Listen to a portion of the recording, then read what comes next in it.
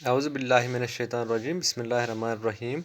عزیز طلبہ السلام علیکم ورحمۃ اللہ وبرکاتہ۔ یہ کلاس 8 ہے، اس کو ہشتم بھی بولتے ہیں۔ تو پیج نمبر 91 ہے، سبجیکٹ اردو ہے۔ تو موضوع ہماری تاریخ جو پچھلے 2 دنوں سے ہم پڑھتے آئے ہیں۔ تو آج ہم اس بند سے شروع کر رہے ہیں پیج نمبر 91 میں۔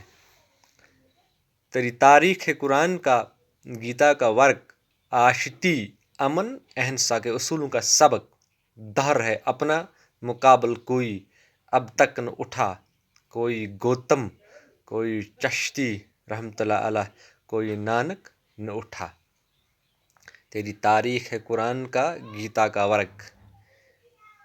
جانثار اختر یہاں اس نظم میں فرماتے ہیں، جو تاریخ بیان کرتا ہے، جو ہمارے ملک کی تاریخ ہے، یہ قرآن ہے، اس میں مسلمان ہے، اس میں قرآن کا فرمان ہے، گیتا کا ورق، گیتا ہے، گیتا کو فالو کیا جاتا ہے، اس کو پڑھایا جاتا ہے، اس پہ عمل کیا جاتا ہے، قرآن پہ عمل کیا جاتا ہے۔ تو قرآن کو مسجدوں کے اندر پڑھایا جاتا ہے۔ تو یہ ہماری تاریخ ہے کہ اللہ کی کتاب ہے۔ تو اس جو اللہ نے کتاب بھیجی ہے وہی سرزمین ہے۔ تو آشتی امن اہنسا کے اصولوں کا سبق۔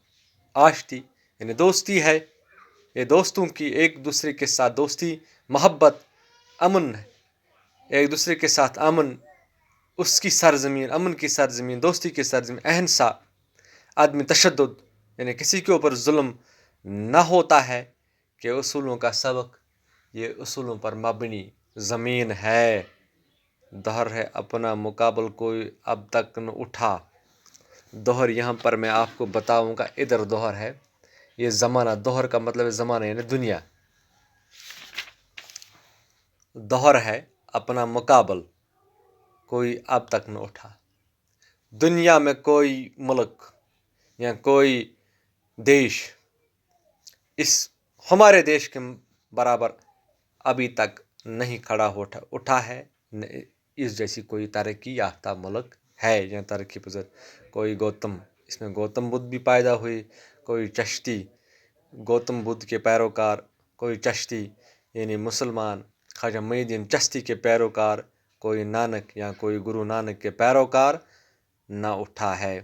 تو اس جیسے کوئی آدمی دنیا میں نہیں اٹھے ہیں، جیسے کہ یہاں پر گوتم بدھ کے ماننے والے ہیں، خواجہ نظام الدین، خواجہ معین الدین چشتی رحمۃ اللہ علیہ کے ماننے والے ہیں، پیروکار ہیں، اور گرو نانک دیو جی کے ماننے والے ہیں۔ یہ انہی کی سرزمین ہے، انہی کی پیاری زمین ہے، انہی کا دیش ہے۔ تو کل تک کے لیے خدا حافظ، تھینکس۔